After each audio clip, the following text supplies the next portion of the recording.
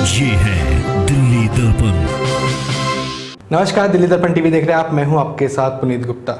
Lockdown के शुरुआत से ही रोहिणी में जरूरतमंद लोगों के लिए व्यवस्था कर रहे स्थानीय विधायक विजेंद्र गुप्ता ने एक नई मुहिम और शुरू की है।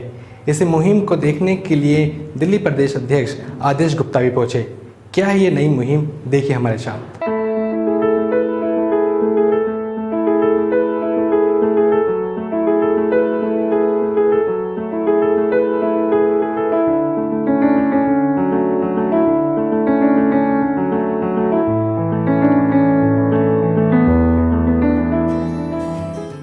दिल्ली के रोहिणी इलाके में राशन और भोजन वितरण की ये व्यवस्था पिछले लगभग 3 महीने से निरंतर चल रही है।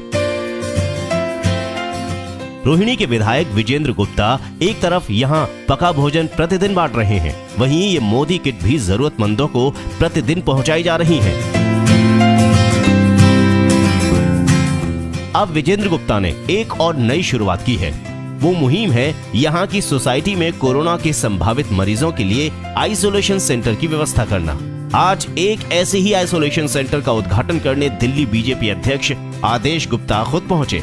रोहिणी के अंतरिक्ष अपार्टमेंट के RWA के प्रयास से बना ये आइसोलेशन सेंटर किसी 5 सितारा होटल से कम नहीं है। यहाँ वो हर व्यवस्था की गई है जो कोरोना मरीज के लिए आवश्यक है। आदेश गुप्ता ने इसे बेहद ही उपयोगी बताया।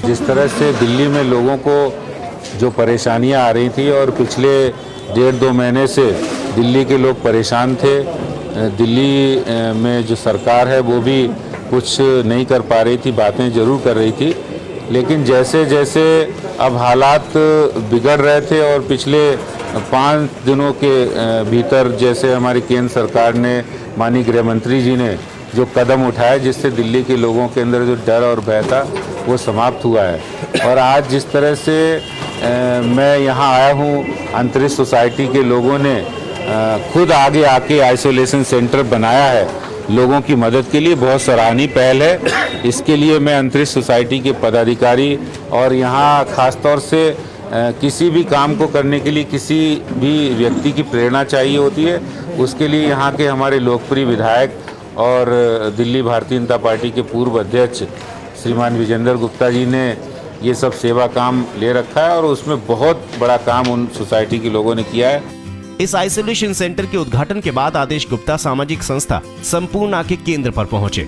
इस केंद्र में पिछले 3 महीने से न केवल राशन और भोजन वितरण की व्यवस्था चल रही है, बल्कि संपूर्णा द्वारा यहाँ मास्क बनाने का काम भी चल रहा है।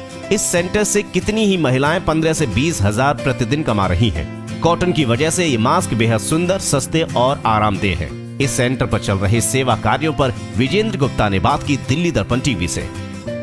जो काम दिल्ली की सरकार नहीं कर पाई वो आज यहाँ रोहिणी के लोगों ने मिलकर करके दिखाया है और हमने अपने क्षेत्र के मेहनतकश लोगों को, ज़रूरतमंद लोगों को संभाला है, उनको सहारा देने की कोशिश की है, उनका सहयोग करने की कोशिश की है और उसमें हमें काफ़ी सफलता मिली और 90 दिन से हम लगातार कर रहे हैं। कह सकते हैं कि आत्मनिर्भर बन गई है कि मास्क का वितरण हो रहा है। बिल्कुल, मास्क के माध्यम मास्क बना करके महिलाओं को, पुरुषों को हम रोजगार दे रहे हैं और मास्क का प्रचार कर रहे हैं, मास्क का इस्तेमाल हो।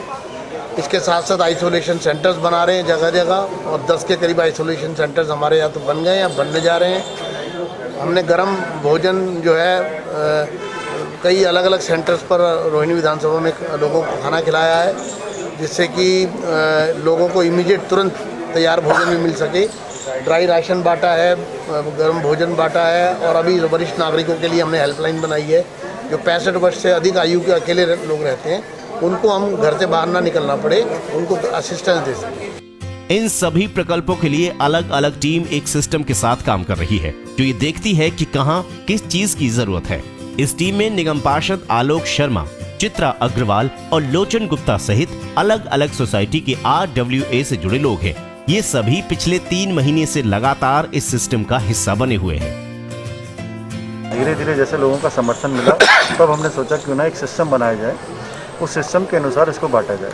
तो वो एक बहुत बेहतरीन एक सिस्टम बनाया गया, एक टोकन सिस्टम का बनाया गया और वो जिस वार्ड का होता था उस वार्ड के वहाँ का जो प्रमुख व्यक्ति है उसको लिस्ट दी जाती थी, उसके अनुसार वो चेक करके उनको टिक मार्क करके उसको फिर वो दोबारा भेजता था कि हाँ इन व्यक्तियों को सही में आवश्यकता है।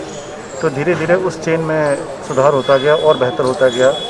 तो ये एक सिस्टम बना, उसी के अनुसार कम से कम 13,000 से अधिक किटें बांट चुके हैं और आगे भी इसी तरीके से प्रयास है, क्योंकि इस सिस्टम को अभी बंद नहीं किया है हमने।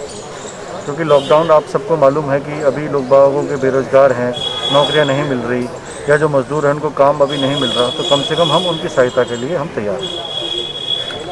जब स्वेच्छा से किया हुआ काम होता है तो बेहतर से बेहतर चीज़ें देने का उनका प्रयास होता है। जैसे मैंने अंतरिक्ष का देखा आज और ये देखा यहाँ पर न्यू स्वास्थ्य का, वो कहते हैं कि और क्या दे सकते हैं जिससे कि पेशेंट को ये लगे ना मैं पेशेंट हूँ। पेशेंट में कोई ऐसी चीज़ नहीं है कि उसकी बॉडी दर्द कर रही है और कर रही है। पेशेंट का ये है कि उसको एक फील ना हो, जितना उसका हौसला अफजाई होगी उतना वो बचेगा और बहुत लाभ मिल रहा है। और मुझे तो लगता है कि जिस भी एक समूह में, चाहे RWA हो चाहे सोसाइटी हो, उनको अगर ऐसा करेंगे तो परिवार को भी आराम मिलेगा और एक फैलने से भी रुकेगा। इस दौरे के दौरान बीजेपी प्रदेश अध्यक्ष आदेश गुप्ता ने स्थानीय विधायक के कार्यों की प्रशंसा की। साथ ही वो ये कहना नहीं भूले कि दिल्ली प्रदेश की नाकामी से स्थिति गंभीर हुई है। आदेश गुप्ता ने ये भी उम्मीद जाहिर की कि अब गृह मंत्री अमित शाह की सीएम अरविंद केजरीवाल की मीटिंग के बाद अब दिल्ली में कोरोना में भी कमी आएगी और मरीजों को मिलने वाले इलाज की कीमतों में भी। दिल्ली दर्पण टीवी के लिए कैमरामैन योगेंद्र कुमार के साथ राजेंद्र स्वामी की रिपोर्ट। दिल्ली NCR की बाकी तमाम खबरों के लिए आप देखते रहिए दिल्ली दर्पण टीवी। नमस्कार।